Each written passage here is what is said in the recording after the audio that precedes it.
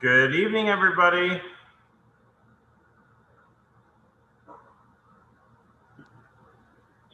Buenas tardes, Mr. Pérez. Buenas tardes. Hello, Miss Nash. Hello, Miss Lejarde.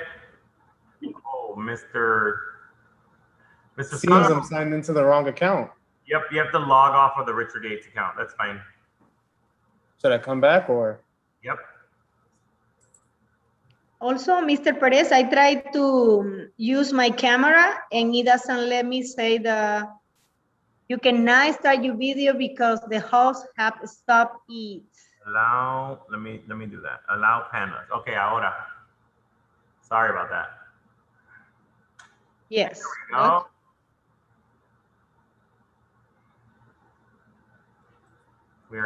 Mr. Perez, the same thing with me. I'm not able to start video. Now you can. You should be able to do it now.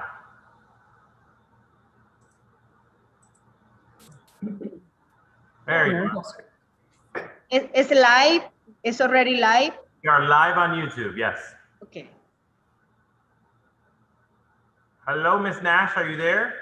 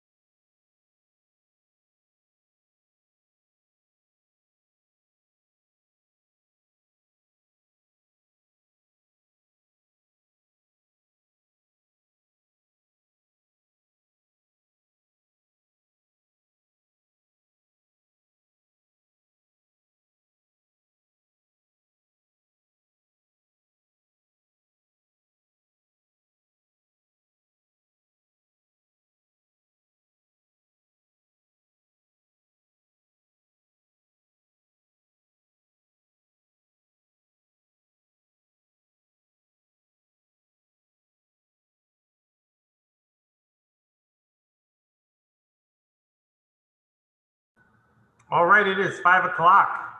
Miss Torres, you can take it away. Okay, it is 5 p.m.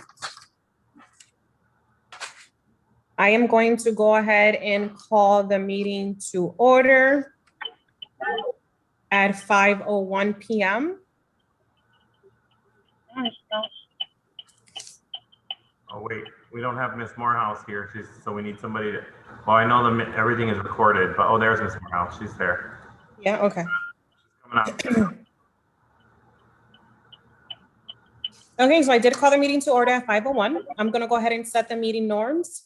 So I am gonna ask for every LEC member that's on here right now to keep your cameras on, so that way we can just make sure that everyone is present at all times. So if you guys can please just keep your cameras on. For public participation, anyone that is going to be participating, you do have 2 minutes to speak. Also, to the LSC members, just let's make sure that it is going to be a long meeting. So let's make sure that we stick to the topic, we not deviate from the topic. So that way we can just have a fast meeting. We'll go ahead and move to roll call. I'm just going to go ahead and follow the names that I have in present. If you're here, just please just say present. Okay, Mr. Calderon. So I don't think he's here. Ms. Lajarde, Present. Ms. Morehouse, Present. Mr. Ortiz. Present. Mr. Boyd. Ms. Nash, Present. Ms. Flores, she's present. Okay. Mr. Perez is present, Present. and Ms. Torres, myself, present. So do we have quorum? Yes, we do. So we do have quorum. We'll go ahead and move forward. Approval of agenda, aprobación de la agenda. If you guys can just please just kind of look through the agenda. Si pueden tomar un minuto, mirar la agenda. Motion to approve the agenda. Okay, Mr. Perez, motion to approve the agenda. Do I hear a second? I approve the agenda. Okay, so Ms. Lajarde seconds that motion. All in favor? Just aye. Aye. Aye. Aye. That's a unanimous vote to approve the agenda. Who was that? No, a unanimous. That means everybody said aye. Oh, okay. Yes, yes. So we'll move forward to approval of previous meeting minutes, aprobación de los minutos del mes pasado, del mes anterior.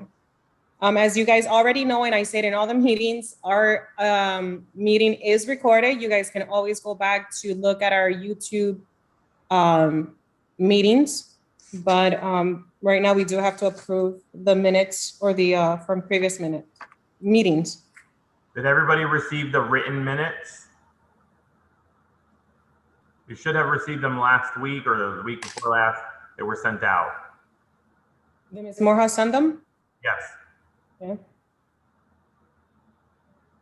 So motion to approve the minutes from last meeting. I'll second that motion. So Perez motion to approve the minutes for last meeting. I second that motion. All in favor? Just kind of aye. Ms. Nash? I'm sorry, my phone acting up. Aye. Okay, thank you. So motion does pass. We'll move forward to LSC Chair report, reporte de la Presidenta. I do not have a report at this time, so we'll move forward to PPLC, Professional Personal Leadership Committee. En el momento no hay reporte, no hay reporte de la Presidenta, so vamos a seguir al PPLC. Ms. Lajarde, Ms. Morehouse, do you guys have a report? Yes, we have a report. Yes, okay. Okay, thank you. It's my first time and I'm going to be reading what we already have in paper. Of course. Okay, this is the report for PPLC. Okay, according to a recently poll, 2 out of 10 teachers are aware that there is science professional development available. 8 out of 10 teachers are not aware that there is science professional development available. 1 out of 10 is willing to attend science professional development after the school without pay. 9 out of 10 teachers are not willing to attend science professional development after the school without pay. That's one thing. Another issue that we have in here is work orders. 6 teachers has places a work order that has not been fulfilled. I don't know for who need to do that, probably the engineer. And something for the LSC parents. Today, early in the morning, we have a ILT meeting. One of the things the admin or the administration brought to the table is what can the teachers or what can Jay to do for parents or for all the parents that are here in the LSC to involve in your child education, what we can do. That's something that we need, as a teacher, we are working, how we can involve all the parents in the child education. And another question was what can the teachers and also the members of the LSC do to help us to improve our school? Can be academically, can be beautify the building, can any activity that we need to have done in the building and in the school. That's everything for the PPLC.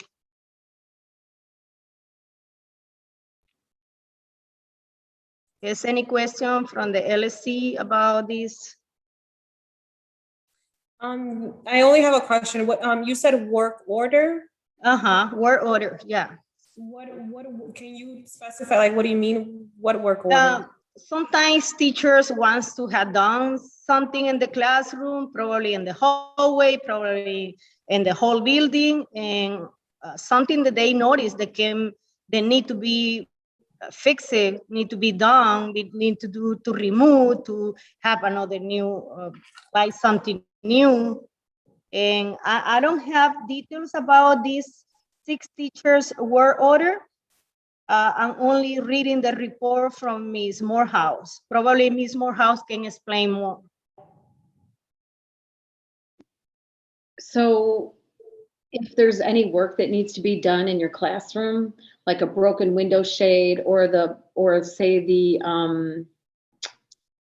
lock in the bathroom is broken, so teachers then put in a request to see if they can get that fixed.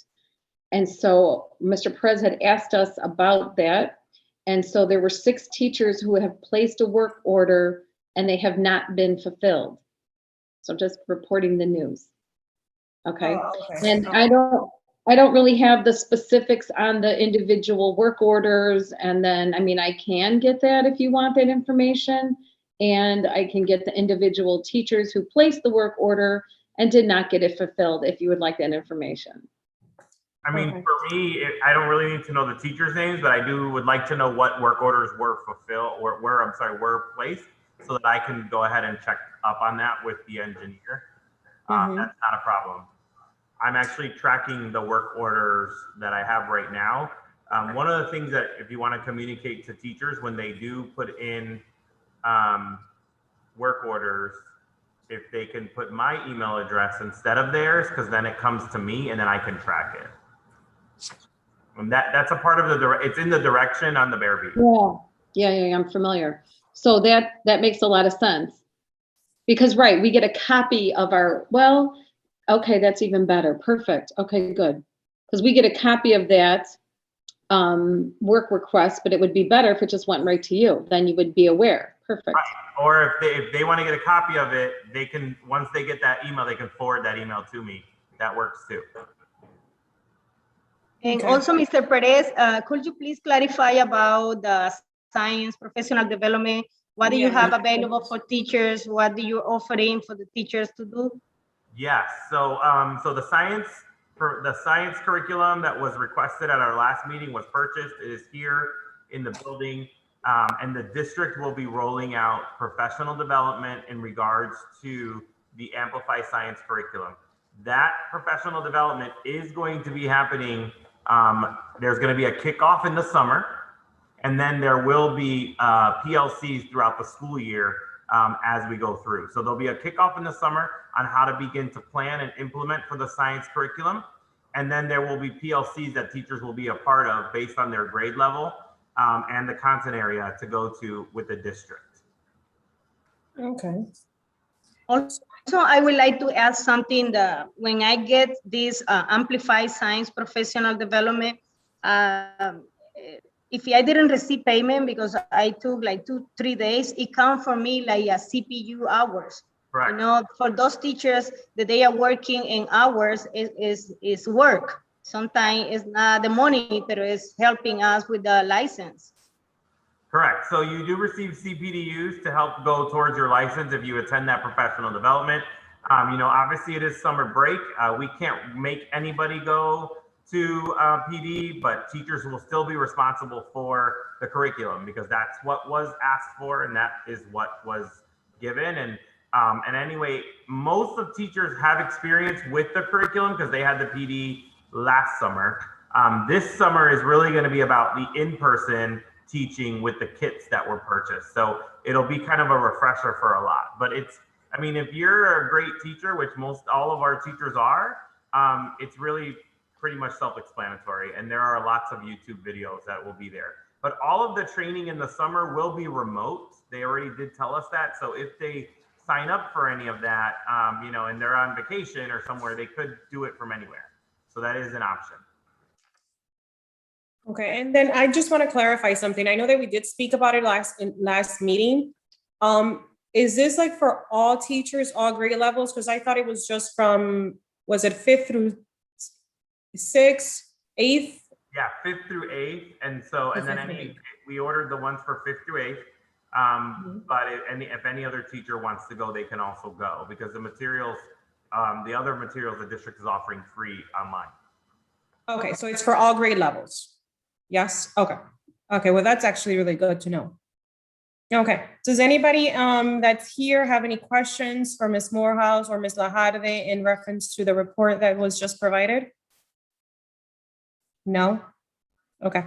All right, then, thank you so much, Ms. Lajarde. Ms. Morehouse, we'll go ahead and move forward to our Sustainable Community Schools.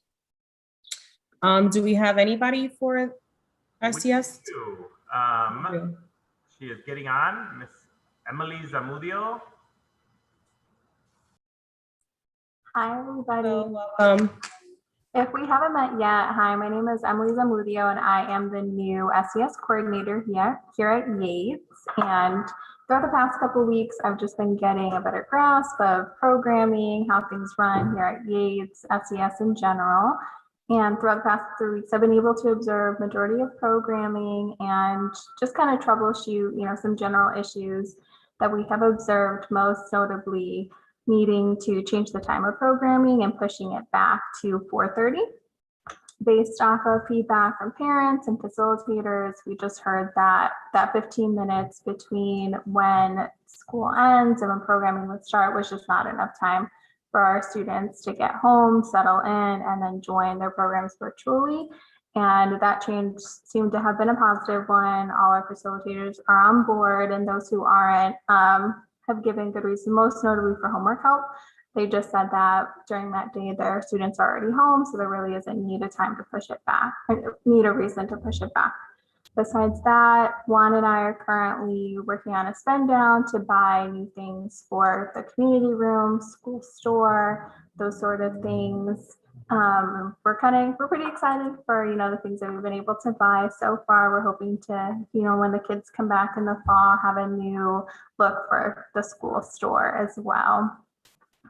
And also, I personally have just been working on acquiring new partnerships. Most notably, actually today, I was able to confirm for Yates to get a book box outside, and you probably have seen them in different neighborhoods where it's just where it looks like a bird box, but it's full of free books that community members can come and grab. And the goal is to take a book and leave a book. However, as long as, you know, a person's able to add to their home library, that goal is already met. And so hopefully Yates will have that installed before the end of the school year. So that's really exciting.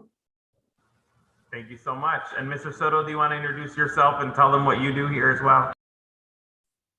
Hi, so Juan Soto. First started out as the assistant to Angela Acevedo, proved my worth, and so to speak.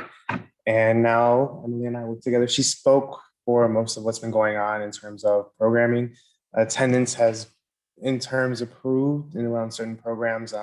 Parents are becoming more responsive and actively getting their students and their children to join these programs. As far as everything else, things are going swimmingly. Thank you, Mr. Soto. Thank you, Ms. Zamudio. Questions? Yes. Where's the book box going to go? On Richmond or Francisco or? So I have to go look at the playground next door to see if the ground is suitable for the book box to be dug into, but most likely the playground facing Richmond. Oh. That way it's, you know, as close to 606 as possible, since that seems to be, when I was talking to the founder, it's called Neighbor to Neighbor Literacy Project. So I was talking with the founder earlier today, and she said that as close to other community landmarks as possible would be ideal. That way more people outside of just Yates families would be more likely to access that resource.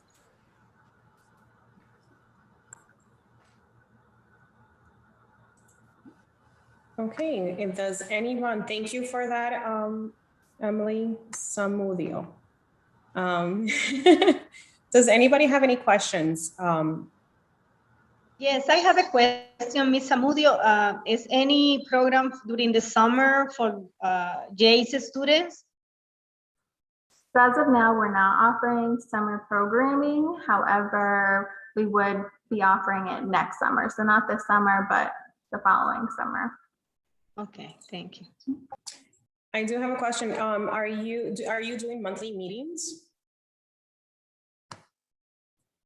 In terms of leadership committee, Well, SES would have a monthly meeting just to talk about budget, programming. You are having meetings? we are. I was actually going to send out a meeting notice tomorrow for that meeting would be held Thursday, the 27th The 27th? What time? at 5 o'clock. 5 o'clock. And then for parents, how are you, how do we know that there is a meeting on the 27th for parents to join? That's a good question. So we were going to continue using the school website to advertise it that way. We've recently started using Class Dojo to reach a wider audience that otherwise might not visit the website as heavily. So we'll mention that on Class Dojo, as well as just general emails for the parent emails that we currently have on file. Okay, so me as a parent, if I wanted to join your meeting, do I just go to the website, or is there a link that's being emailed? How would I go about that?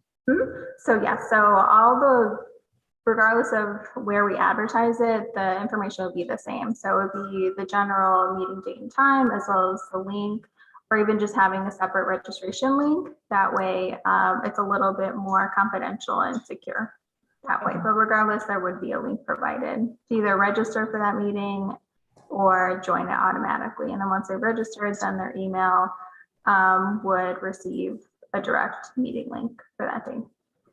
Okay. And then in reference to your after school programming, you mentioned that kids can join virtually and in person. Is that right?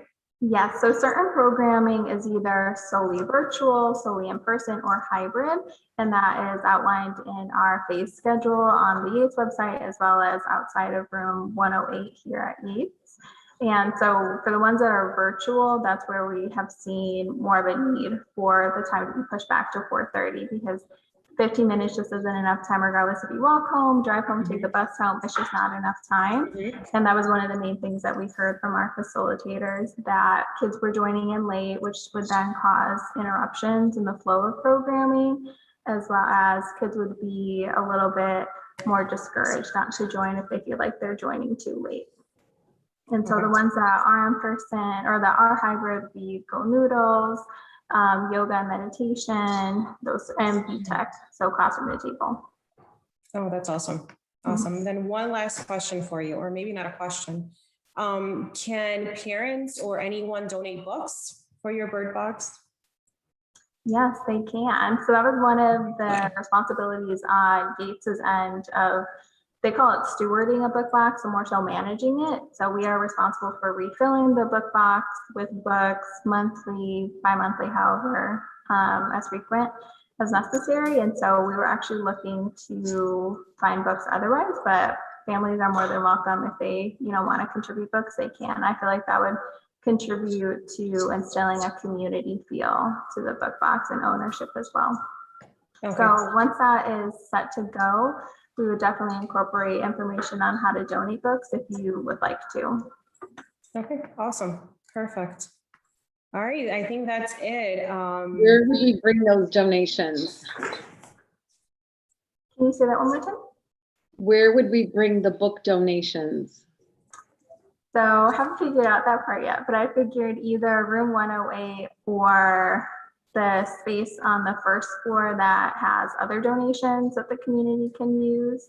So that way, again, everything's kind of in one central location. Okay, thank you. I do have more questions for you. As a parent, I know, I'm asking 101 questions. As a parent, am I able to come, like, how do I find you, one? And then are there resources that as a parent I can go to you that you're offering or that you have information on that, I should know as a parent? So in terms of how to access me, I know, with CPS's current protocols, it would be more virtual. So reaching me via email or via phone. And so I haven't had a chance yet to post my information on the Yates website or Class Dojo. However, I will be doing that this following week, just having my contact information. That way parents know how to contact me when they need to. And then in terms of resources that they can seek, the school website already has some through SES, and I'm also working on updating those. I know some of them are a little bit outdated, so that's my goal of putting a more up-to-date list of resources that focus more on vaccinations, continuing with PPE, with things getting ready for the summer, so free summer programming, whether that's virtual or in person. That way, again, we're closing those disparities that they might not be able to find resources elsewhere.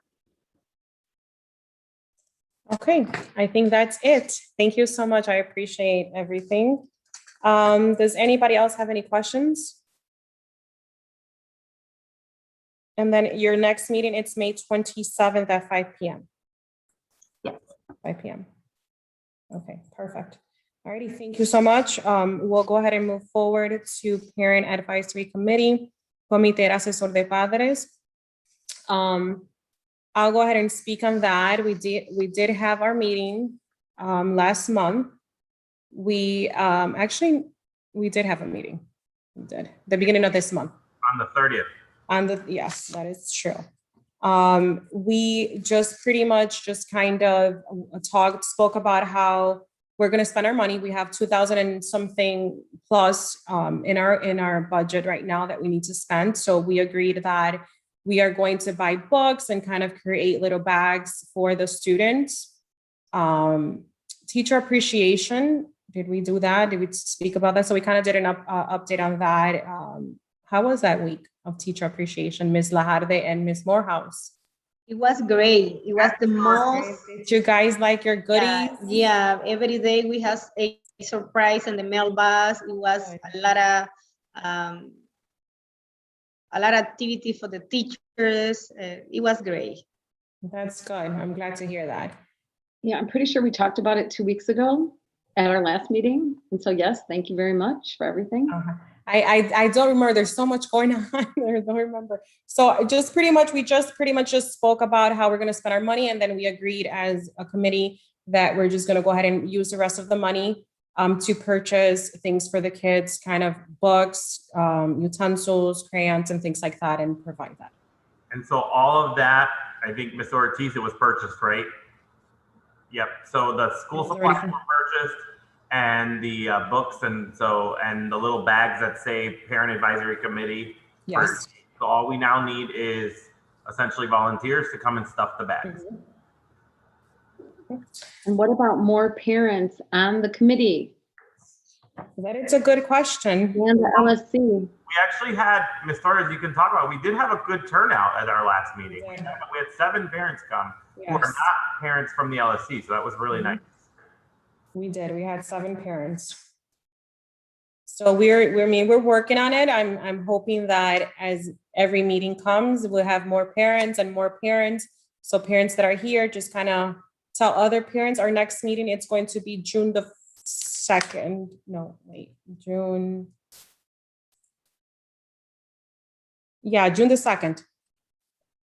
June the 2nd is our next meeting. I thought, I don't remember. I thought it was the 9th, but you could be right. June the 2nd at 5 p.m. Okay. So does anybody have any questions? The June 2nd is for the LSC last meeting? No. The No. LSC LSC last meeting, It's for the Parent Advisory Committee. Okay. Yeah. LSC Yeah, no, no. last meeting on our calendar says June 16th. Yes, that's correct. Okay, thank you. You're welcome. Does anyone have any questions in reference to the Parent Advisory Committee? No? In the past, weren't they in the morning, those meetings usually? I mean, maybe before I came, I think so, but not since I've been.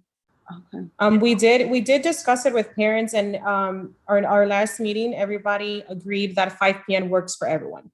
So we'll just keep it at 5 p.m. It gives everybody enough time to get home, pick up the kids if they need to be picked up. So everybody agreed, parents agreed that 5 p.m. works for everyone. Okay, so we'll move forward. We'll move forward to the principal's report. Mr. Perez.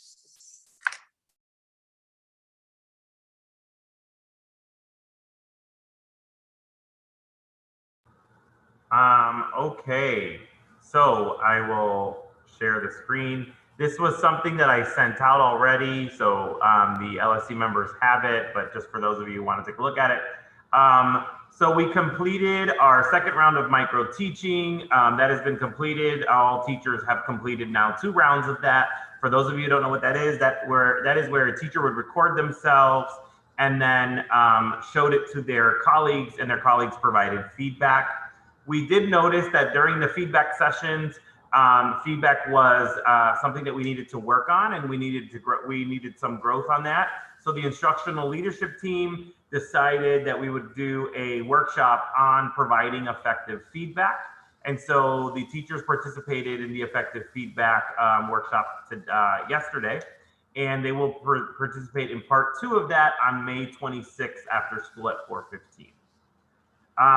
Also, on the CIWP, we did add to the CIWP another priority, and our priority 4 was parent involvement. And so I think that's, if you remember back to Ms. Laharda's report, that was where that question was coming from, because while we do get a lot of parents at our curriculum nights and all of our fun things, we want to make sure that we are getting parents to become a learning partner with our teachers. And so that was the question that was asked, is how do we get parents in to become a learning partner as well as a social fun partner, right? Being able to come to all of our assemblies and our talent shows. Our attendance is at 90.03%. Now, while that sounds low, we are doing very much better than we were in the past 2 months, in March and in February, where we were at 89%. Myself, Ms. Collier, and the attendance action team have been meeting. We've been meeting and talking through incentives. Our last incentive was an ice cream social. We had an ice cream social where we gave out more than 100 ice cream bars to students outside. It was a beautiful day. And this coming month, at the end of this month, on June 4th, so May ends on a Monday, and on that Friday, which is June 4th, we are going to have not only an ice cream social, but an ice cream and hot dog social for any students who reach that target. And the target attendance is 96%. We are finishing up with testing. So many of the parents probably have received phone calls from us around testing for access and testing for the Illinois Assessment for Readiness assessment. And we have students coming in, taking those tests, and those who are in person taking the tests in person. Our 8th graders, all of our 8th graders received their high school placements. And so our counselor is working with our 8th graders to go ahead and choose their high school placements. And then if not, apply for round 2. I'm proud to say we did get 3 students who were accepted to selective enrollments like Lane Tech, Walter Payton, and some of those other schools. And so we're really excited to see them kind of go off and to the 8th grade. And speaking about 8th grade, we will have graduation on June 18th of this year. Our graduation is going to be outside. We did use quite a bit of money to help with the 8th grade graduation setup. We had to rent a stage for the outside, which is going to happen on the playground. So that is also happening. At the PAC meeting, we decided to use those remaining PAC funds for the school supply packs for students and parents. So that is what we have ordered. We just need parents who are going to go ahead and put that together.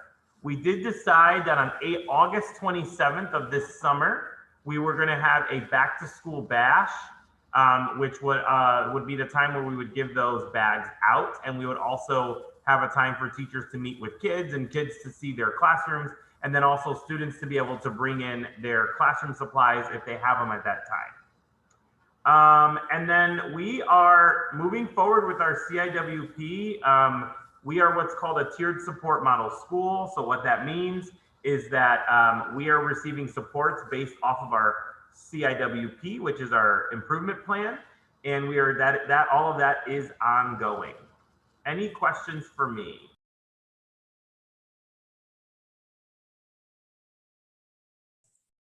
Yes, I do. August 27th is the back to school. Yes. Okay. Is there a time for that? Yes, so it will start at 2 and it'll go until about 5. Weather permitting, obviously. And if we don't know, just so you know, school starts earlier this year. We start 1 week earlier than we would in the next school year. So next school year, students will start on August 30th, which is that Monday. The only thing that I would add is that for all LSC members, I just strongly encourage everyone to be there. I mean, I would love for everyone that's on the LSC to be there and participate. I mean, I think this would be actually a really good event for all of us to be there. I'm going to be there, so I hope everyone else is there. So just wanted to add that. Other than that, I don't think I have any other questions. And then the last thing for all of the LSC members who are here, who are not a teacher or a staff member, we did want to appreciate you as well. So Ms. Torres, if you can stand up. We did purchase jackets for everybody. Yes. Look. Jackets that say Richard Yates LSC on them. And so at any time when you come to the school, we can give those to you as well. See how pretty this is? And our teachers and staff also received a jacket similar to that says staff. Thank you. I appreciate it. I love it. Cool. Does anyone have any questions for Mr. Perez? Yeah, Mr. Perez, how we are going to spread the news that we are going to be here August 27th, Friday, for 2 to 6? Do you have any idea how we are going to invite parents? Yeah, so a flyer. We'll do a flyer. We'll also send it out with our robocalls and our emails that we do regularly. We'll put it on the website, and then it really is going to come down to everybody just kind of telling each other. I know a lot of our parents are connected and they do talk, so that's why I wanted to begin that we're telling them now so that we can begin with that planning. But we will do our best to get it out to everybody. Are we, can we maybe like send a letter or a flyer with with students on the last day of school? Oh, that's a good idea. Yes, not a problem. On the last day of school, just so that, hey, everyone knows that this is, and then kind of like, because I'm looking at the calendar, August 27th, it's a Friday. Maybe start reaching out to parents that first week of August to kind of let them know that we're having this bash. Maybe, and then like before school ends, I don't know, update everyone's information. Kind of like, I don't know if we can like maybe send something out so that all parents can update their information, whether it's email or text or calling in. So right on our website, the parents can update their information if they just click main office, and there's a form there that they can fill out, and then that comes straight to us and we can totally update their information that way. Oh, that's awesome. I didn't know that. Okay, well, that's really good. Okay. And it's going to be in the playground. We are going to set up the playground, or it's inside of the school? We're going to set up the playground again. As long as it doesn't rain, we will be in the playground. If not, we will be in the gym and in the cafeteria. Okay, that's awesome. Okay. All right. Any further questions to Mr. Perez about his report? Nope. Okay, we'll move forward to new business. Budget presentation. Mr. Perez, the floor is yours. Okay, so this is going to serve as the second budget presentation that I have done for the year. When we're required to present the budget twice, we did already present it once. There hasn't been many changes to it, but if there are any recommendations or changes to it tonight, the local school council can let me know. So we're gonna go ahead and go with that. So let me share my screen so we can see this. Does everybody see that? Okay, great. So we are, again, continuing with our mission. Our mission hasn't changed. Our mission is really to make sure that we're providing our students with the experiential learning through developmentally appropriate instruction that allows for individual differences in learning styles and an inclusive environment. Our school promotes a safe, orderly, and caring community that seeks to develop the whole child. And I really want to make sure that we're keeping to this mission because experiential learning is about hands-on learning and making sure that they're getting real-world experiences at our school. And then the vision is to make sure that we're developing leaders who strive for academic excellence, social awareness, and emotional intelligence, all while instilling in them critical thinking skills, a global perspective, and a respect of core values. So in Spanish, la escuela de Richard Yates es proporcionar a nuestros estudiantes un aprendizaje experiencial a través de una instrucción apropiada para el desarrollo que permita las diferencias individuales a los estilos de aprendizaje en un entorno inclusivo. Nuestra escuela promueve una comunidad segura, ordenada y solidaria que busca desarrollar al niño en su totalidad. La visión de nuestra escuela es desarrollar líderes que luchen por la excelencia académica, la conciencia social y la inteligencia emocional, al mismo tiempo que inculcan en ellos habilidades de pensamiento crítico, una perspectiva global y respeto por los valores fundamentales. And so within our budget, we always tie our budget to our CIWP, right? Siempre estamos conectando nuestro presupuesto al plan de mejoramiento de la escuela. So our attendance goal for last school year for 2021 was 94.9%. Our attendance goal coming up for this coming school year is 96%. Our current attendance is 90.01%. So our CIWP goal for next school year is going to be 96%. We understand that there was a pandemic. We understand that students had to log on. We understand that it was very difficult to get internet, and it was hard for students to come to school when in-person was offered. So we are moving forward with our CIWP goal for the 21-22 goal year for 96%.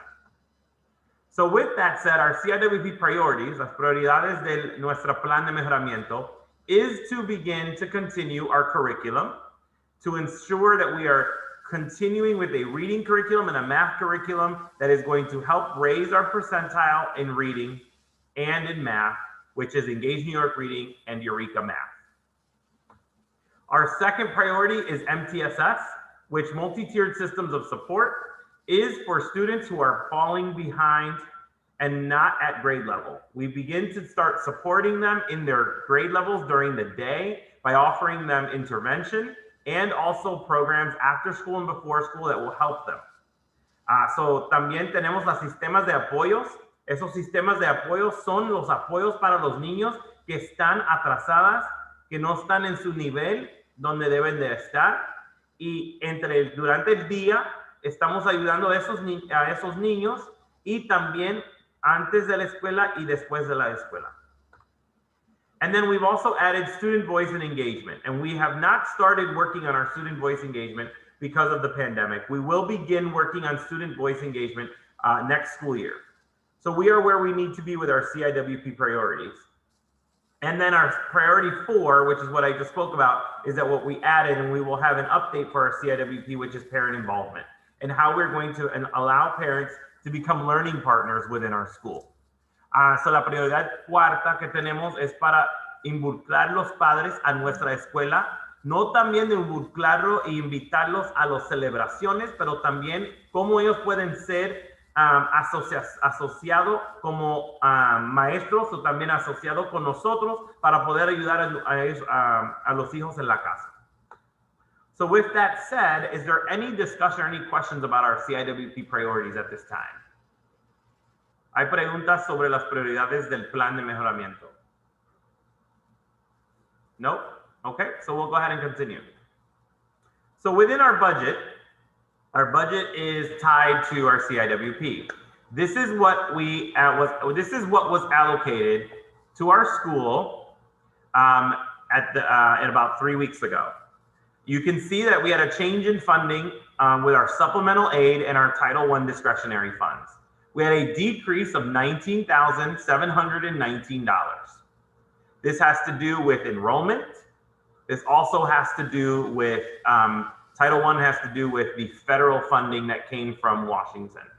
So as our enrollment is set to decrease because we are losing 45 eighth graders, we are set to only have 20 kindergartners come in, and that is based off the 20th day allocation from last school year. So with that said, this is what our numbers look like for next school year. For kindergarten, we are set to have 20 students projected. That's why that number is there in red. In first grade, we'll have 20 students in first grade, 25 students in second grade, 22 students in third, 19 students in fourth, 30 students in fifth, 34 students in sixth, 43 students in seventh, and 40 students in eighth. We'll have 15 students in pre-K A, and then we'll have 15 students in pre-K bilingual. We will also have 10 students in our pre-K instructional class. And then within our cluster program, which is our K-2, 3-5, and 6-8, we have right now what is projected 9, 6, and 9. And this is based off of the numbers that we have right now. As we get more students enrolled in the school, those numbers could go up. Our K-2 numbers can reach up to 12, 3-5, 12, and 6-8, 12. So right now our enrollment is projected at 277 students. So if we keep that number in your brain, it's simple math. We're going to take a look at if we go back here, this allocation right here under student-based budgeting is based off of 277 students. Okay. So what that looks like on paper is that we're going to need 1 kindergarten teacher, 1 first grade teacher, 1 second grade teacher, 1 third grade teacher, 1 fourth grade teacher, 1 fifth grade teacher, 2 sixth grade teachers, 2 seventh grade teachers, and 2 eighth grade teachers. And when you see the words BIL, that stands for bilingual certified, because also with this, we have to have a certain amount of teachers who are bilingual certified in front of our students.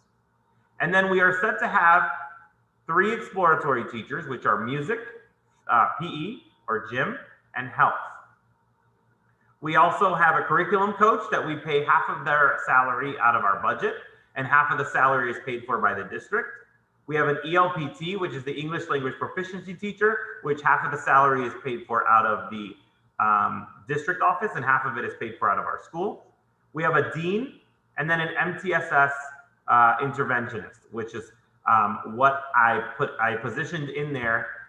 Instead of having a 4th exploratory teacher would be an interventionist, because we expect to have a lot of learning loss with students coming out of a year and a half of not being in school. We also had to budget 5 recess monitors and then 1 assistant principal. This budget here is what comes out of this funding right here. So these positions that you see right here are funded out of the $1,696,404. And then these positions are the positions that were allocated or not allocated to our school. And as you can see here, we have our 3 foundational positions, which is the principal, the clerk, and the counselor. And then we have our special ed non-cluster teachers, and we had a reduction in teachers there. We lost 2 teacher positions in special education, and we also lost here on the second line 2 paraprofessional positions here as well, which would be our SECA positions. We have our 4.0 special ed cluster positions, 7 cluster paras, 1.0 case manager, the half of the ELPT. We got 2 pre-K teachers, 2 pre-K paras, And then this year they gave us an extra security officer. So now we have 3 security officers at Yates Elementary. So all in all, we lost 2 teacher positions and 2 paraprofessional positions and gained 1 security position. So this is what that looks like here. Now, this was the budget that was allocated to us. Our wonderful case manager, Miss Gilbert, and our wonderful district representative, Betsy Blankenship, and myself kind of went together and looked at our students and looked at our minutes. And we had to make an appeal for these positions. So we lost 2. And when we looked at our minutes, we saw that we were not going to be able to do, we were not going to be able to make do with only 9 special ed teachers. So we did appeal that decision, and as of yesterday at 5 o'clock, I was so excited, they did approve the appeal. So we did get 1 teacher position back and 1 paraprofessional position back. That's why you see them here in yellow. This is something this is something changed from the first budget meeting that I did have earlier this month. Questions about positions before I go into personnel buckets? No question for me. You said about the bilingual teachers, like in 4th grade, it didn't say bilingual. Yeah, so we don't have a bilingual certified teacher in 4th grade as of right now. So in that case, what happens is there'll have to be a push-in teacher in there. So for example, our ELPT will push into that classroom until that teacher either gets an ESL endorsement or a bilingual endorsement. All right, any other questions? No. Okay. So then we also have our personnel buckets, and I wanted to make sure that we knew what that was. So remember I said we needed to hire 5 employees for recess monitors. We pay our 5 employees at $15 an hour all the way in from now at the beginning of the school year. I'm sorry, from September coming up to the end of the school year, it's $30,000 is what we budget. If we go over that, then we have to add money to that account. If we go under that, then we can pull money out of that. We also pay teachers to come in before school and after school, to come to CIWP meetings, ILT meetings, and under any other instructional initiative meetings. That costs, right now, it is $43.23 an hour times the amount of teachers. So we budgeted $5,000 for that. For our ESPs and SECAs, we did budget $3,000 for our assistants to stay after or come in early. Some of our assistants do other things like they stay for late buses.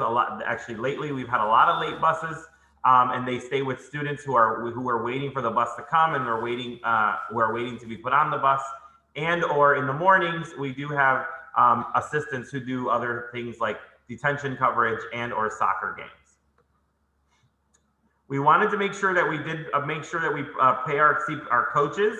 Our students have really missed our sporting, and we had coaches for volleyball, basketball, soccer, and any other coaching games like drama and or chess. And while SCS does pay for some, that it doesn't always cover all of it. And so we want to make sure that we had money put away for that as well.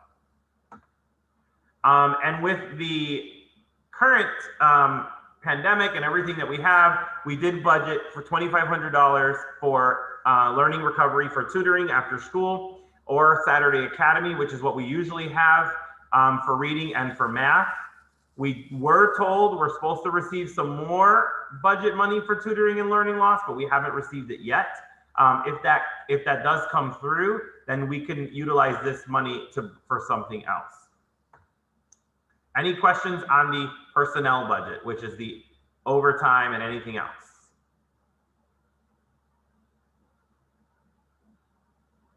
Okay, I'll go ahead and move forward then.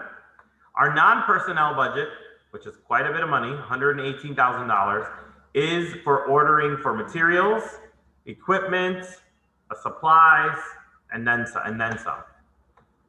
So we put in to send teachers to Eureka Math Curriculum PD. There is $3,000 in there. That registration is usually about $150 a teacher, depending on which PD we go to. We did add $6,000 to purchase reading books for the novel studies that we have going on within our curriculum. This was what was budgeted for the Amplify Science kits, because remember, we only bought 6th through 8th grade. We were going to then purchase the rest of that with this budget coming up. And then there's $6,000 in there to attend the PD if it needs to be paid for. This is not to pay teachers out of, but is to pay the registration fee to go to that PD. We always budget for the Science Museum, $2,000 at $363 a bus for 25 students. The Science Museum is our most popular field trip. Almost every class does go at least once. So we did budget out $2,000 for that. We budgeted $20,000 for office supplies. This includes paper, toner, pencils, construction paper, things of that sort, to make sure that teachers don't have to come out of their own pocket to buy those things. And then we also budgeted $2,000 for buses for other field trips that are outside of that Science Museum.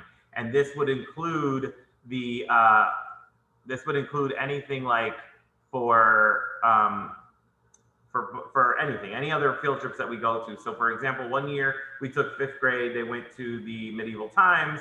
Another year, 6th grade, you know, they went on a field trip outside of the city. So we also make sure that we have that money there for them. And this is first come, first serve usually for teachers, and it's always used. We did budget $12,000 for equipment. And I have to say that, you know, for equipment, we are getting a lot of our computers back and they are broken. A lot of our computers have been damaged. If they're not damaged, they've been written on, and we are going to have to fix them or replace them. So right now we budgeted $12,000. I'm probably projecting we're going to need more than that. But right now we have $12,000 budgeted for that. We did add $3,000 to our service contract for copy machines, just in case there was a request to get one color copier. I did put that request in to see how much that would cost.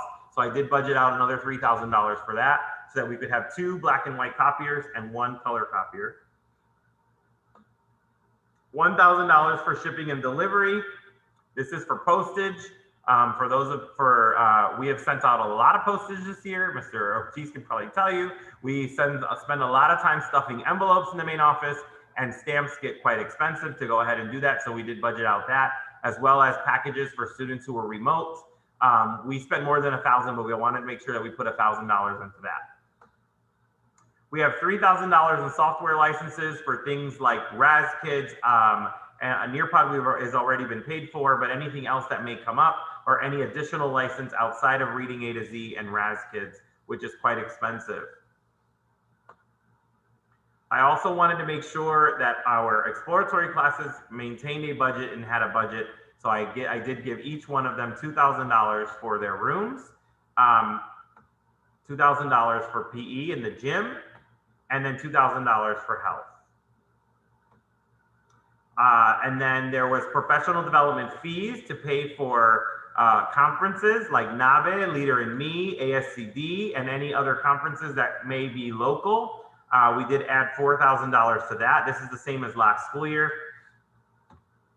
And then our professional services, which are the website, which we pay $4,000 a year to host our Yates website, and then $18,000 to Innovare, which is our data reporting system that we have now partnered with. We have $5,000 put away for student attendance incentives. This is what pays for our attendance, what we've been doing with our ice cream social, any kind of raffles we have, like we had Kindles and we had some tablets and things. This is what pays for that. $2,000 for the case manager's office. This pays for all of the paper, the ink, and everything else that she uses. If you don't know, when you print an IEP, sometimes it is 30 pages long. And so she has her own copy machine in there and printer that is outside of our copy service. $500 for digital subscriptions. We did have a few teachers who asked for Time for Kids and Scholastic News. So we will be getting those for those teachers who request it. And then we had to put out $1,000 per student for our STLS. And so as of right now, what I saw that we had 5 students who will be STLS still, if they still remain STLS for next school year. So it is $5,000 for them. And that is it for the non-personnel budget. Any questions on that from the local school council? I'm wondering about the, you said, I think it was like 2,000, or I don't remember, for health and gym and music. Can you either repeat that or go back to the slide? Yep. So every single one of our exploratory teachers were given a budget of $2,000 for their classrooms. So for music, it is her goal. It is our music teacher's goal to have instruments and make sure that we have reeds and music and sheet music for each student and stands, which we don't have.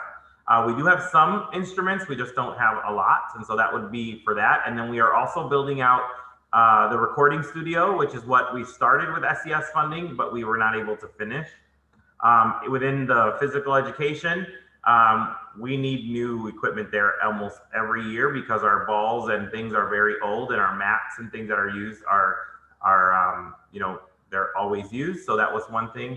And then the health education, after speaking with our health teacher, it's only fair if we're giving $2,000 to the other to give to the health education teacher this amount of money.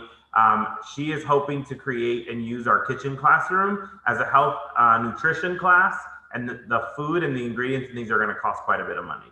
So that's where those ideas came from, and they were the ones who kind of put in the request, and I said I would put it. But if there are any ideas on how to change it, that's not a problem. And then can you go,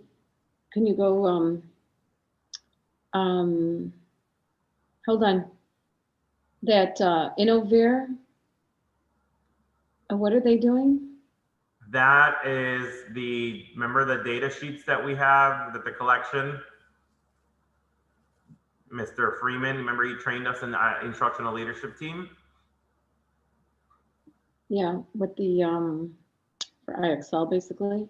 So it's IXL, on track, attendance, NWEA, and grades.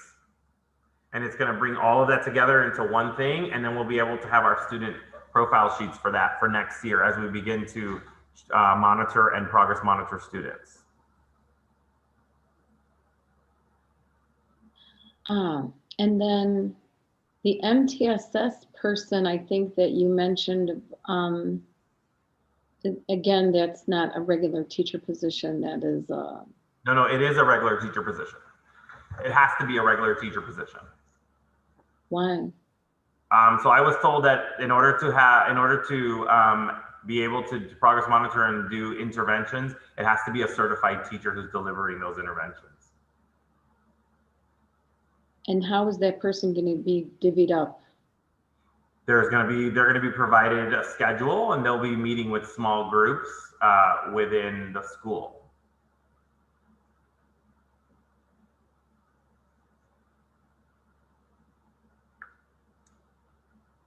Okay.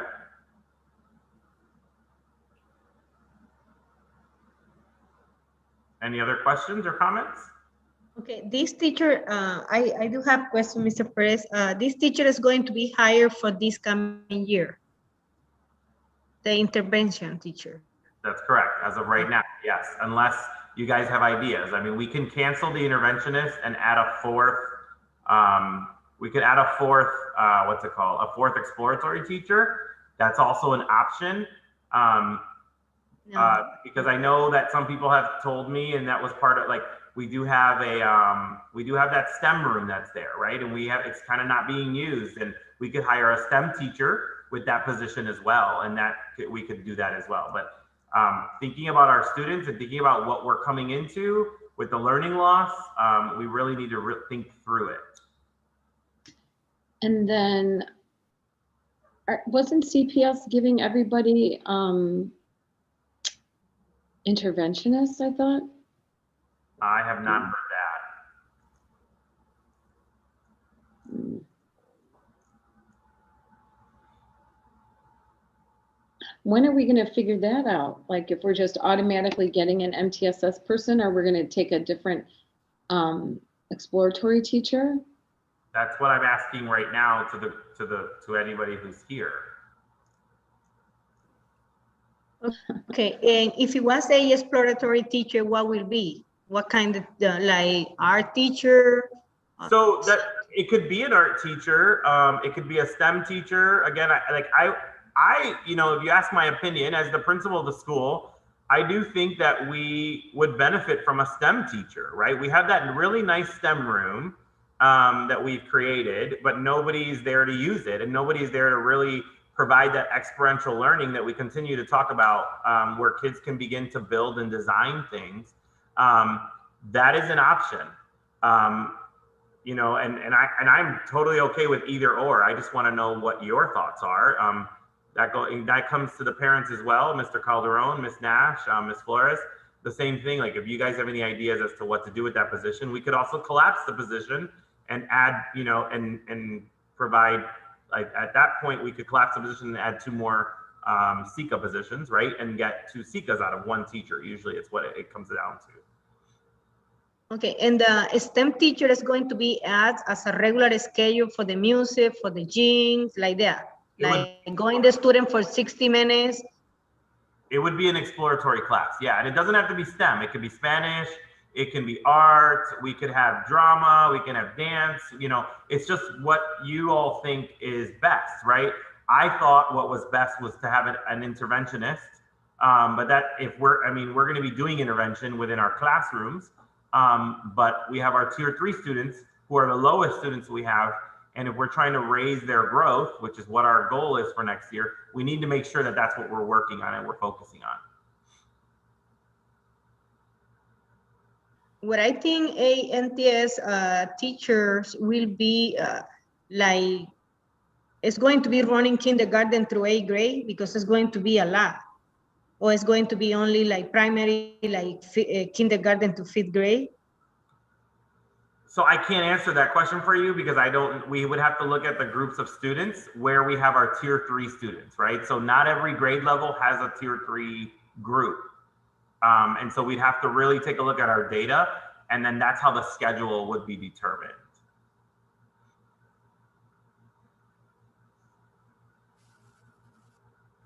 Can we get some feedback from the parents? Anyone? I mean, we have this room, although I think it was an issue trying to find someone highly qualified to cover that position. Yeah, you're right. You're right, Ms. Morehouse. It was, and I think it was because we started late. And then, well, because we need to know how to advertise the position. So parents, do we want to have Spanish? Do we want to have arts? We have a beautiful classroom for art. You know? We don't have a Any beautiful thoughts on that? No, for the STEM, I think Ms. Morehouse or. No, well, there was an art room, but now it's the old science equipment. Yeah, room. it's not, we don't have an art room that's ready. I'm going to be honest with you. Well, right, but I mean, and then it would be then the budget as well, like you gave 2,000 to all the rest.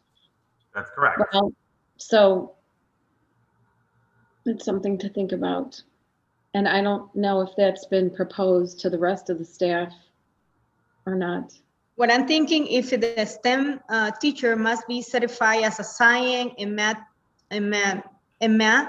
or is No, any so a STEM teacher just has to be certified in science. in science? Yeah.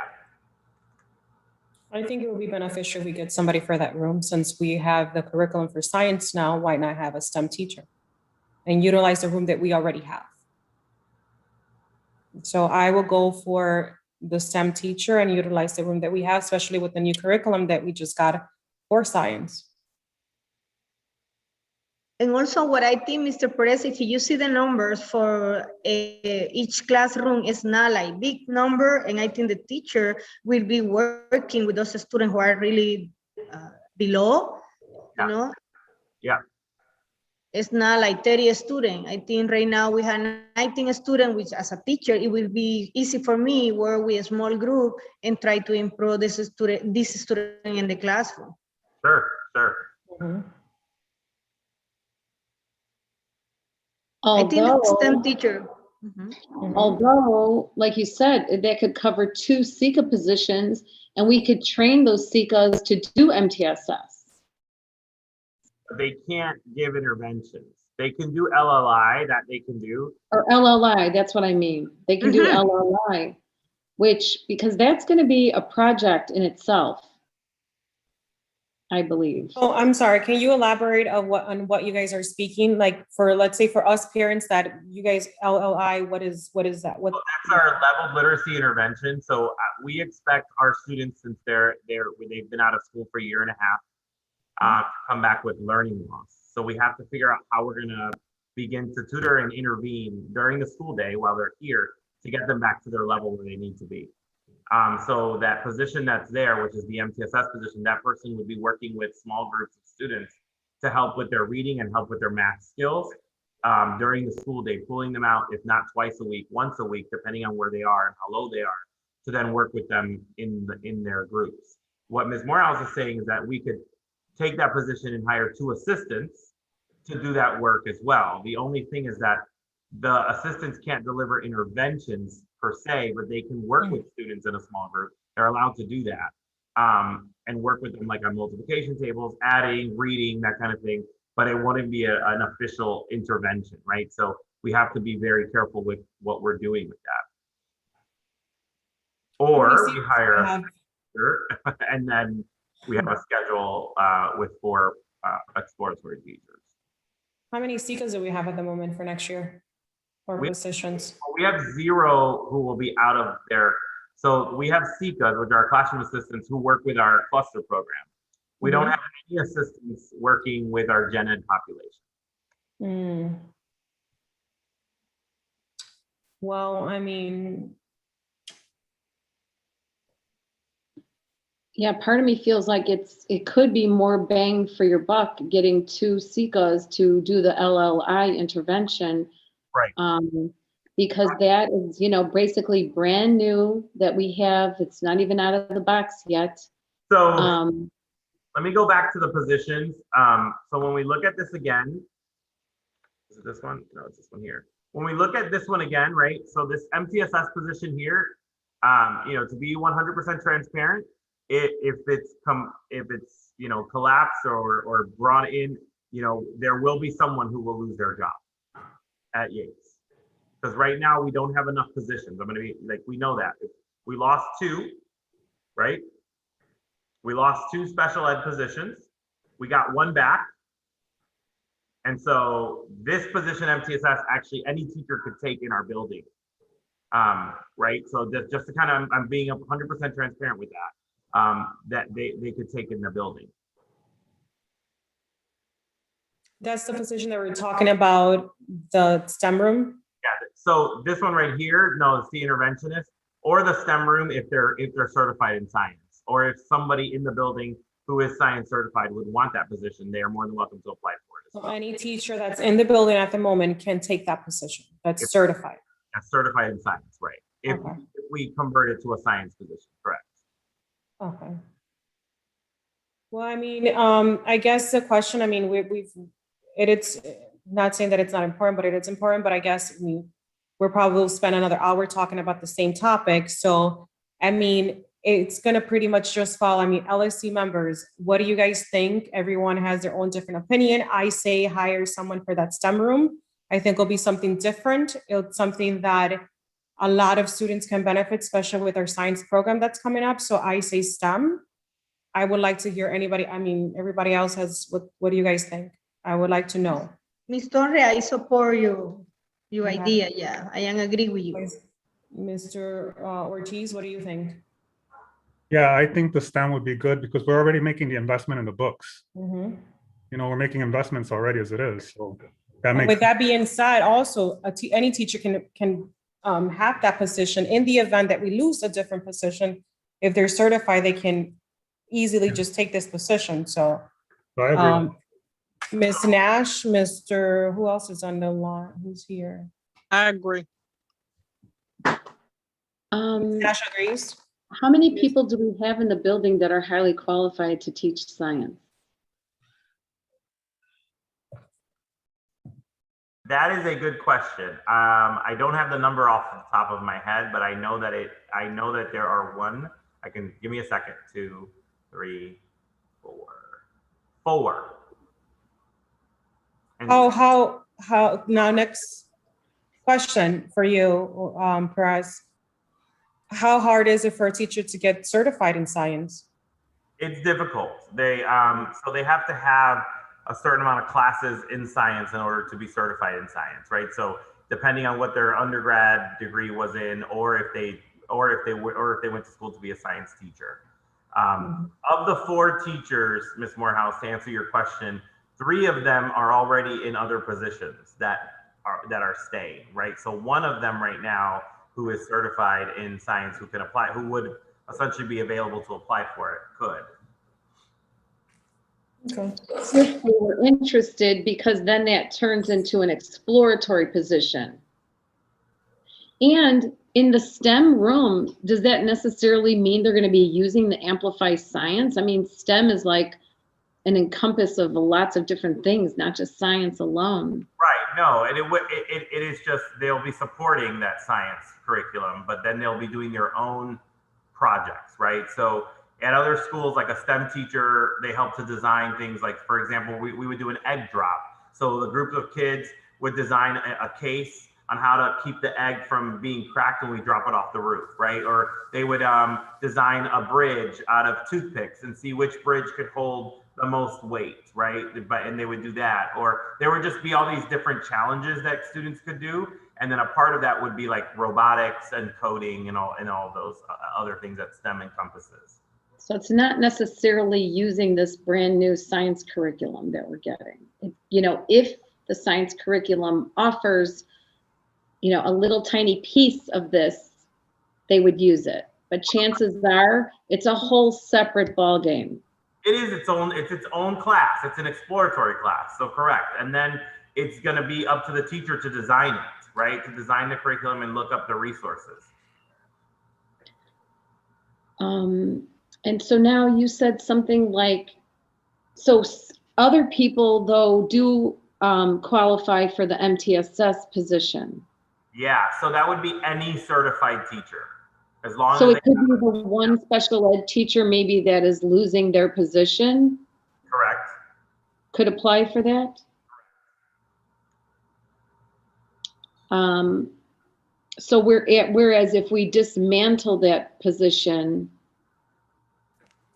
then you're saying another teacher could lose their job, or? If we dismantled that position and turned it into a STEM position, is that what you're saying? Oh, either that or, yeah, okay, that. Then, So if we were to change it to a STEM position, then only a science certified teacher could apply for that position. correct. Or a math certified teacher. And then, or otherwise, if we took that and broke it down into the 2 smaller positions. Or And if that's the case, then yes, we would and have them work on the LLI. we would have a reduction in force. Correct. Well, either one of those is good. It's nice to have an additional prep teacher, or, it doesn't necessarily need to be in that STEM room. It could also be like Spanish or art or something else, drama or what have you, Yep. because we need to, possibly survey these parents, survey the community and see what they want so we can draw kids in. But we do need MTSS. We do need the LLI happening. We do. And I'm just, this was a proposal that I made, that I'm making, obviously, to the local school council in the retrospect of we are receiving students who have had a year and a half of schooling taken away from them. We are going to have a lot of work ahead of us to bring students back to where they need to be. And so this person, whoever that would be with this interventionist position, would be working literally with students who need that extra help, right, within the school day. A lot of the feedback that I have gotten from parents is that it's too late to stay after school. It's too early to come. They can't keep them here every day. So we have to think about that. And it's not to say that, I know it sounds unfortunate that if we were to leave the STEM room unused again for another school year, but it just helps us get our students to the level where they need to be. And then once we get back to where we need to be, then we could adjust and move forward with another position if we needed to. Again, this is my proposal.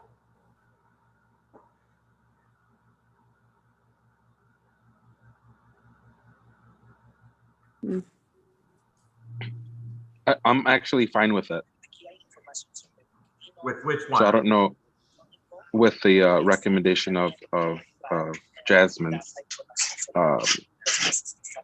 proposal of the open position that you guys were talking about for the teacher, the vacant, the STEM. Okay. STEM teacher? Okay.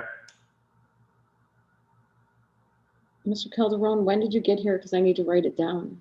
Well, he's been, I forgot, he's been here, I think about 5 something. Was Miss- it 5:35 or I 5:45? think so. Mr. Calderon, is that the Yeah. time that you entered? Yeah, it's been probably more than 30 minutes. It took me a while to get accepted in. But yeah, around that time. 5:35, 5:45. So we Yeah. want to make a modification to change that then to a STEM teacher. That's fine. Yes? So, No, not necessarily. Again, I mean, can't we keep it optional? Like before you have, put in the help wanted, you put MTSS and or STEM, and whichever one higher, answers the calling. I wish I could say yes, but that's not how it goes, obviously, because we need to hire now and we would need to advertise, starting like next week. From now until August, we would have to advertise for it and we would find somebody at that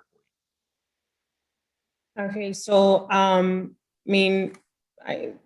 for the sake that we need to move forward, and I don't want to interrupt anyone, but I think that we do need to move forward. I think that it's just going to be on a matter of votes of who, with LSC, the members that are here, do we hire a STEM, someone to cover that STEM room? Or do we hire 2 teachers? So, for the sake that we need to move forward, I'll go one by one. Ms. Lajarde, what do you think? It's not hiring 2 teachers, it's like 2. Yes, SICA? yeah, the Uh-huh, SICAs, yeah. SICAs, okay. Wait a minute. How about leave it the way it is with one MTSS teacher due to the fact that kids are already 2 years behind?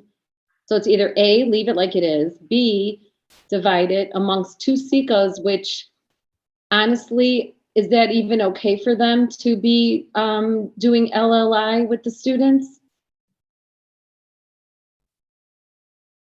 So, Mr. Mr. Perez? Perez, can you just confirm the 2 positions, please, before I go around to everyone? Yeah, so it's either leave it the way it is to have an interventionist to help our lowest students achieve, or change it to an exploratory teacher, a 4th exploratory teacher, which would be our STEM classroom, or a STEM teacher, a design teacher, essentially is what we could call it.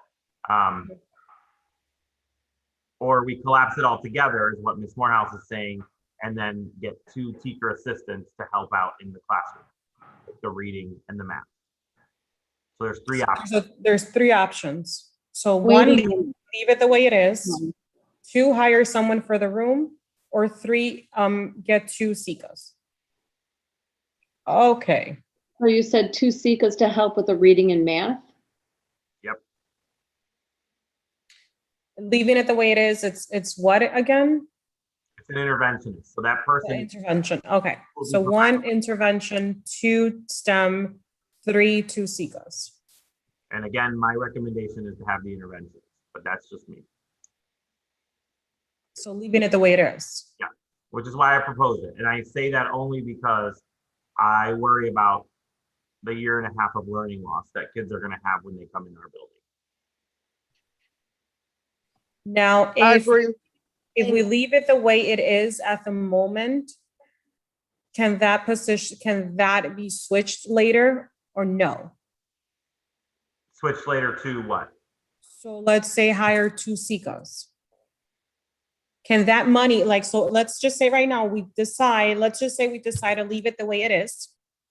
Are we able to switch that position to SECAs later? Yes, but we would already have a teacher put in there, so then no, because we would hire, because these positions, once they go in, I have to hire someone for them. So within the next few weeks, I would be hiring a teacher or moving one of our current teachers into it. And then that person would have that job. Now, if somebody leaves or quits or whatever, or we get extra money because let's just say we get an influx of 40 students, then we'd be able to make other positions. But right now, these positions are the ones we have this year. Okay. Okay, so, Mr. Calderon, what do you think? Or actually, you know what, I'm sorry, I'm gonna skip you right now. Ms. Nash, you're a parent, I would like to know what you think. Me being as a parent, I agree with Mr. Perez. Because I know I have a child that do need to catch up on some reading and math, so I prefer to leave it as is. Leave it as is, okay. Ms. Flores, what do you suggest? Thank you, Ms. Nash. Lo que diga Mr. Pérez tiene mi apoyo. Okay. Ms. Lajarde? I still thinking that we need a STEM teacher as a prep, because it's going to be more opportunity to the student, have something different to do during the whole week, because they are going twice for gym, only one for music. And I think it's time we have all the materials. Also, if we can see the Amplify have a lot of reading that the teacher can use to improve the students who are very low. She need to check. One of the words that STEM teacher can be that she need to know in what grade level the student are, and she can start working with the student in something that is relay in the way they are. You know? She can be like perfect teacher doing all kind of the things the student needs. Thank you. Mr. Calderon, what do you think? I'll go with the majority to leave it as is. I'm fine with that as well. So we got Ms. Nash, leave it as is. Calderon, leave it as is. Ms. Flores, leave it as is. Ms. Lajarde, STEM. Mr. Ortiz. I think they're all good proposals, but I'm gonna go with Mr. Perez. He knows what he's talking about. Okay, Ms. Morehouse. You know, I'm going to say leave it as is, Okay. only because well, I know these kids are behind. I know that we do need a STEM teacher. That would be great. Although we have the new Amplify now, and that each teacher is going to be teaching that. You know what I mean? So that I feel like science is covered. STEM is a whole different ballgame. You know what I mean? It's science, technology, engineering, and math. So that's a big position, and that's probably why we've having a hard time getting it filled. So I think we'll just stick with the reading and math MTSS for now. Okay. Now, before I make my decision, I just need to bring up, because I just kind of thought about SES, if after school programs are offered before and after, that's going to help students, you know, with catching up. I mean, I'm just bringing up just because if there's going to, like, let's just say, because I mean, I'm just basing it on previous after school programs where we have the, what was the class that you were teaching, Ms. Morehouse, the IXL? So is that still going to be happening, Mr. Perez, IXL? Well, can I just say something really quick? We offer homework help right now for grade 3rd through 8th. And you know what? The attendance is really, really poor, low. They're not coming, you know? So that's kind of frightening. I mean, new school year, new attitude, new everything. And I mean, this is why that question came up twice already today. What can we do here, the teachers and Yates, to help the parents, you know, help get involved with their kids' education? Because, you know, for example, if you signed up for homework help on this day at this time, why aren't you sending your child? You know, or if you signed up for cooking class at this day and this time and you're not coming, why? Right? Like, is life that busy, you know, and that you can't So- commit? Yeah, and To add to that, Ms. Torres, I think that we would be able to do like robotics and STEM things, because that's the things that we've been doing in the SCS program. Like we have right now, they're working with, it's called BTEC. And so BTEC is one of our partners that we have, where kids are learning how to build and grow like vegetables and things within their classroom and at home. And they're doing that in the after school program. So it kind of is like, yes, we will have that to help them, but we'll also have after school programs to do STEM initiatives as well. So it's kind of like a, you know, it's kind of double fold there either way. Ms. Nash, do you have a question? Do you want to add something? I see your hand. Yes, so I never even heard about the homework help. I mean, if I knew about that, my child would have been in it literally every day. So if you could send me the information or whatever, because I have a child that needs to be in it. And the yateselementary.org website, under community, under sustainable community schools. Well, I'll send you the schedule, Ms. Nash.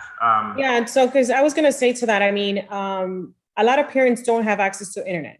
So if it's just on the internet, then that's a problem, because a lot of parents don't know how to navigate the internet or go into the website. So is there a different way?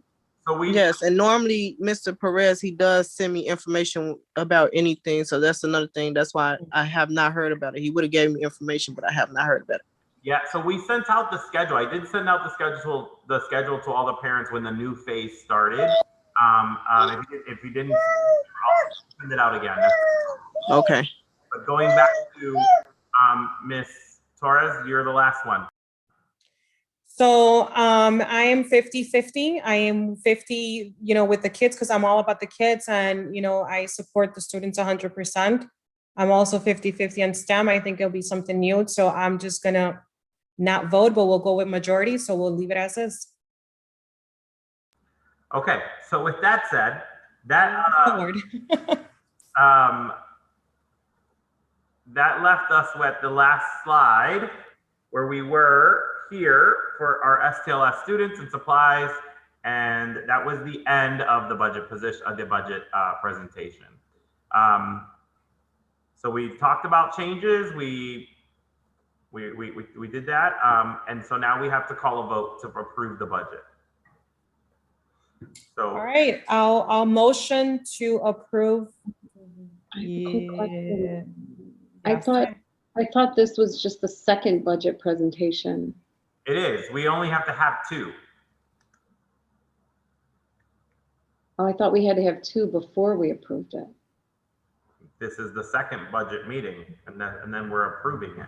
I mean, I thought you had to show it to two different audiences before the LSC, because we had those scheduled and then they were canceled twice. So the other ones were canceled because there were no changes made to it. What about the change of the special ed position? That was through the appeal. That just came that just came literally late yesterday. So I'm sorry, what is it? So Can you elaborate? So there has to be two presentations to the budget. Right, The second presentation. right. It was my understanding that it's a presentation and then a presentation to the LSC, and then we vote on it. I think, Ms. Morehouse, you're saying that it's a presentation, and then another presentation, and then a vote? Is that correct? Yes, I think that's where yes. I thought it was two presentations and then a vote. Meaning like, you know, right, not this one. This one would be the second one. And then we present it to the LSC. Ms. Flores. So we need some clarification on that. The board can, the LSC can, doesn't have to stick to,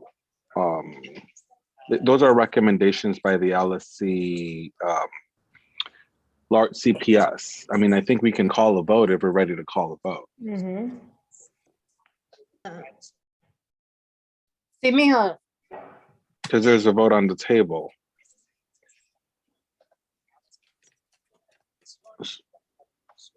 Ms. There's Nash, no, I don't think there's, I was going to motion, but I did not get the chance to motion. So that fell. Just to clarify that.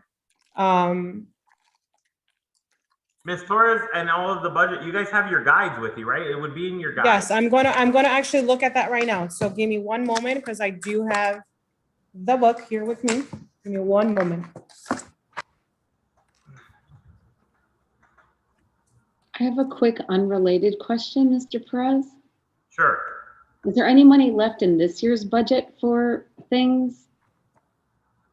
I mean, yes and no. So yes, there's just not a lot. I can't tell you the amount if that's what you're asking, because teachers have been requesting things, as I've been told. But yeah, our last day for this year's budget is Friday. So any requests, any purchase orders need to be put in by this Friday. Oh, okay, thanks. This coming Friday? This Mr. coming Perez? Friday, yes, this coming Okay. Friday.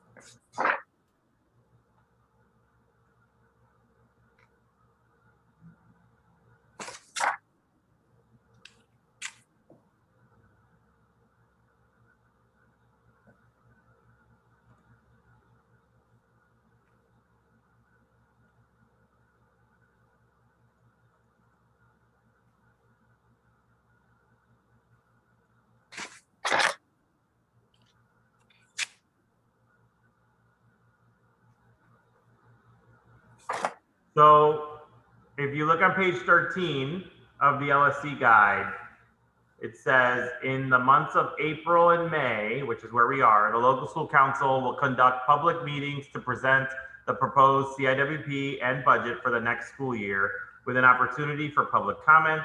And then they will submit the approved budget to the network office. It really does not say how many budget meetings need to be happened. Yeah, I was just about to say that. Because I'm looking through the guide and it doesn't, I mean, it just says that we have to present it. It doesn't tell us how many times. It is on page 13. Okay, great. So I'll motion to approve the budget. I'll second that motion. Mr. Juan Calderon motion to approve the budget. Me, Ms. Torres, second that motion. All in favor?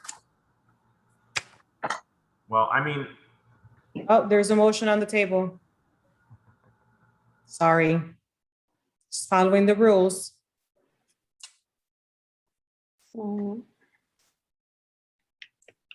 so I think we need to strike it down though, because the only thing that I want to make sure we're following in that guide is that we're allowing But there's a we're motion. allowing Are public you comment. motioning to strike that down? There's a motion on the table. It's someone, there's a first, there's a second. Go ahead and call it.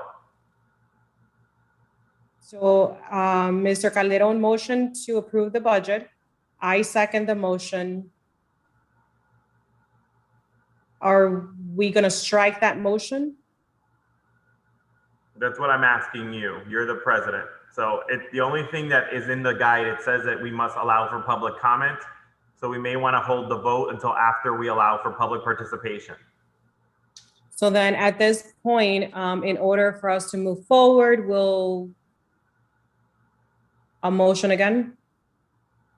Yeah, I think we strike the motion. We allow for public participation. So I'll go ahead and then motion to strike that motion on the table. Do I hear a second? I'll second that. Mr. Perez, second that motion. All in favor?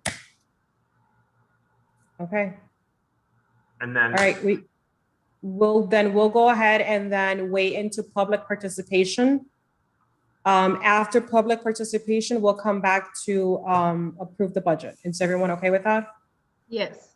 Okay, all right, so we'll move forward then, unless anyone right now has a question. I don't see anyone that has a question. No, okay, good. So then we'll just pause that for now. We'll move to old business. There's nothing on old business. So we'll move forward to public participation. Is there anyone that, yes, I see someone with their, Ms. Brown. Is she first? Yes. Are you guys ready? Yes, Ms. Brown, you can go ahead. So I had a couple of questions. What you guys dealt with. Let me step out because I'm in a location right now that's making a lot of noise in the background. I had a couple of questions. My first questions you guys dealt with the two seekers and those in that intervention position.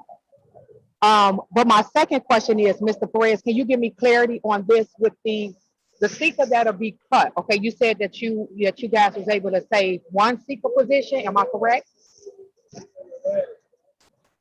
Yes, did you say yes? yes, Talking to Mr. Perez. Mr. Perez, were you able to save one of the seeker positions? yes, that is correct. We appealed one and we got one back. Okay, so you was able to save both of the seeker positions or just one? Just one. Okay, just one. So that means that one of the seekers will be laid off, correct? That's correct. Okay, and that seeker that'll be laid off, if it's not the seeker that you spoke with about the security position that we spoke about in the staff meeting, would that seeker be able to apply for the other security position if they are interested in it?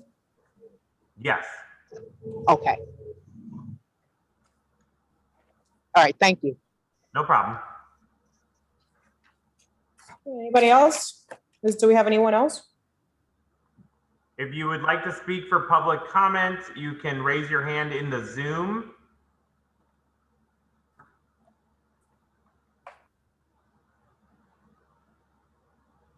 There is nobody else. No? Okay.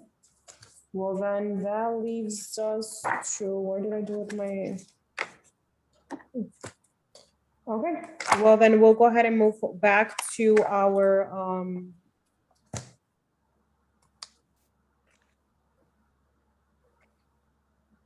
we'll move back to the budget. So then we'll go back to the budget. If no one has any questions, concern, comments, then we can now go ahead and motion to approve the budget. So I will go ahead and motion to approve the budget. Do I hear a second? Second. Mr. Perez, second that motion. All in favor, please raise your hand, unmute yourself so I can hear everyone. I say yes. Yes. Yeah. Aye. Aye. Aye. Calderon? Ms. Nash? Aye. Mr. Calderon?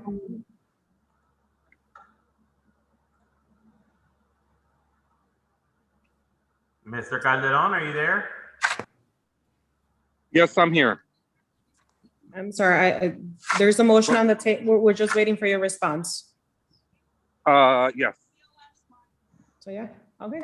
So motion does pass. It looks like we have all 7 yes or 8. 1, 2, 3, 4, 5, 6, 7, 8. Yes, 8. So motion does pass.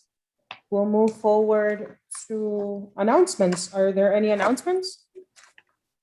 Other than SES being on the 27th at 5 p.m., our next LSC meeting, it's on 16th at 5 p.m. Our PAC meeting is on June the 2nd at 5 p.m. as well. And on June 21st, we will have field day. And so if there are any parents who are off that day or want to come and help, we will have a field day in person. We will all do our best to have a virtual field day as well. We're going to have a dunk tank out for Mr. Perez. If anybody wants to come and dunk Mr. Perez, it is going to be a fundraiser for $1. And it will also be for any student who has over 96% attendance, they will get 3 free throws. So we're excited to have that field day coming up on the 21st of June. So June 21st at what time? I'm sorry. it'll be all day, but it'll be starting at like 10 a.m.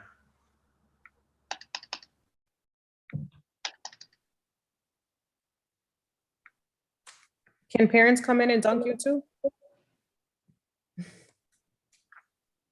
I didn't hear you. For $1, I think, yeah. I said, yes, if you pay $1, you want to give me $5, you get 15 throws. Oh, good. I'm So in. our next meeting is not until June 16th at 5 o'clock? That's correct.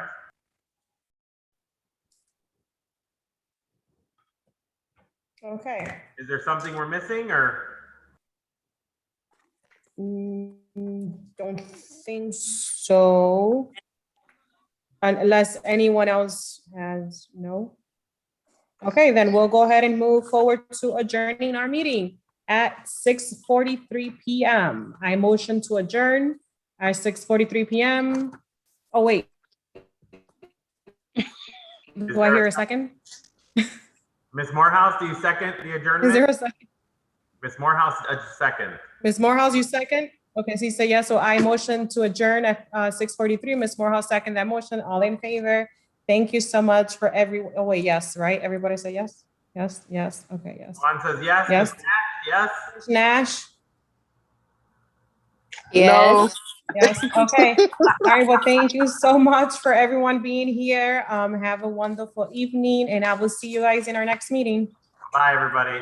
Bye. Good night. Bye. Good night, everybody.